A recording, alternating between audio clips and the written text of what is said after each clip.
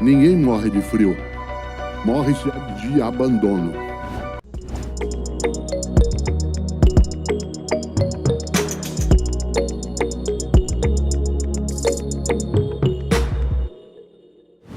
De São Paulo tem uma população muito grande de moradores de rua.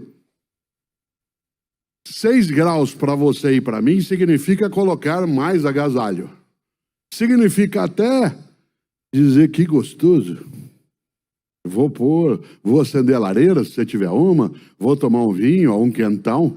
Existe até uma certa emoção. Nesse estado belíssimo que estamos, a ideia de frio intenso gera desejos de subir a serra. Gera vontade de ir para um lugar onde você possa dizer, tem neve. Claro que isso nos dá prazer também, mas há um outro lado disso. Na cidade em que moramos, em São Paulo, isso significa para muitas pessoas o risco de falecer.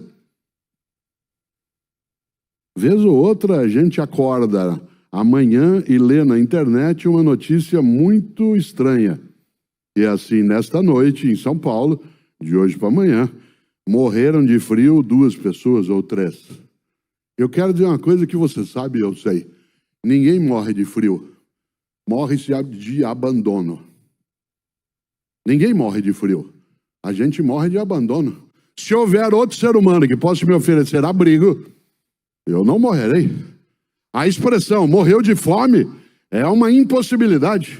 Se você só morre de fome, se não houver outra pessoa que partilhe com você o alimento. Se houver outra pessoa, você não morrerá de fome ou de frio.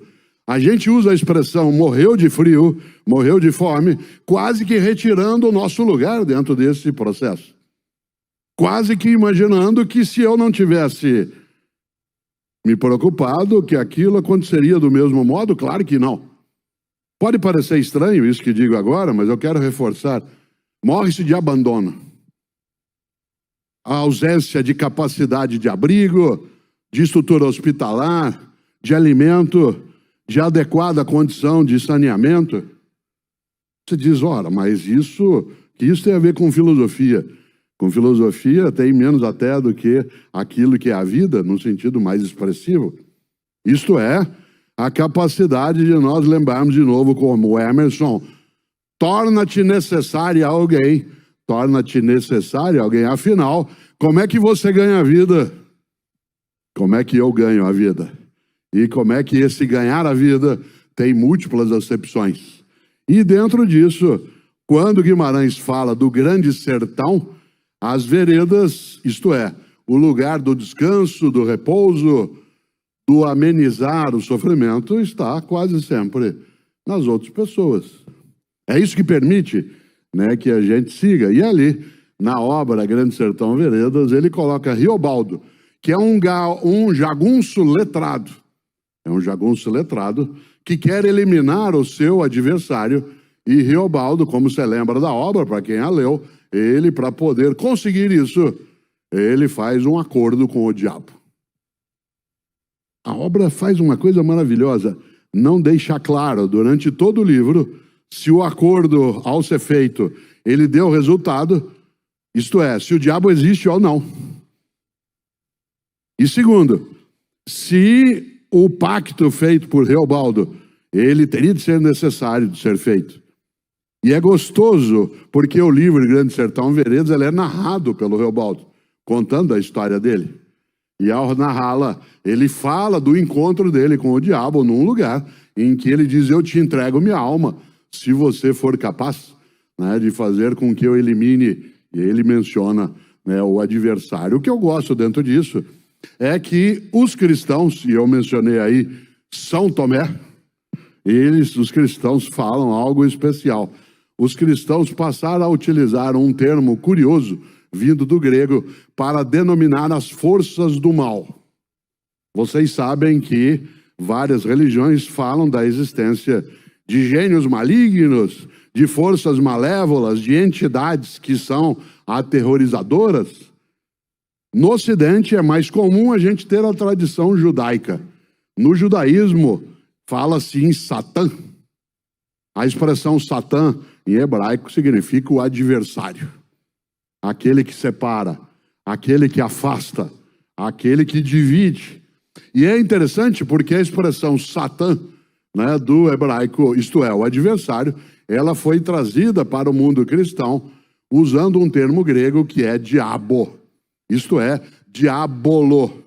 Você sabe que o antepositivo, o prefixo dia, no grego antigo é separar, afastar. Como você tem diafragma, tem dia positivo, né, tem dia tônico e tem diabo.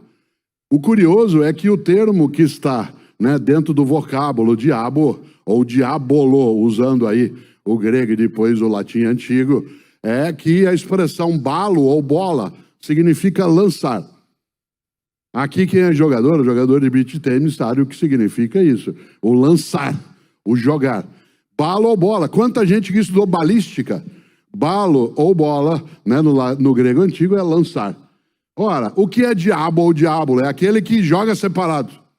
É aquele que afasta. É aquele que procura dividir. Você diz, ora, isso conosco é porque a noção diabo, ela ganha uma percepção e ela vale várias vezes também dentro do cristianismo quando se traz à tona a ideia daquilo que interfere na nossa vida de modo negativo. Quando você diz isso é diabólico, essa cidade é um inferno, essa ponte é infernal de manhã e à tarde. A gente está fazendo noção aquilo que, em grande medida, nos prejudica. E o bom de pensar nessa direção também é que a noção diabólica ela tem uma contraposição, porque o contrário de diabólico é simbólico. Diabolo é aquilo que afasta, simbólico é aquilo que une. A expressão sim, no grego antigo, é um prefixo para junto. Por exemplo, sintonia, sincronia. Né? A ideia daquilo que é síndrome é o que junta num território, num espaço, numa condição. Por isso, qual é o contrário de diabólico? Simbólico. O simbólico é aquilo que nos reúne, é aquilo que nos congrega. E se há algo que é absolutamente necessário, é que nós tenhamos marcas simbólicas que afastem do nosso dia a dia aquilo que é diabólico, independentemente de religião. A questão não é essa. O que é diabólico na tua vida e na minha? O que desune, desagrega, estilhaça? Em grande medida, quando você e eu não temos muita clareza do nosso propósito. E quando esse propósito não coincide, quando esse propósito ele não se coaduna com algo que é ser necessário a alguém, e não só a mim, e entre outros casos, claro, sermos capazes, usando aqui de novo a expressão popular, de não vender a alma ao diabo. Isto é, não fazemos qualquer negócio.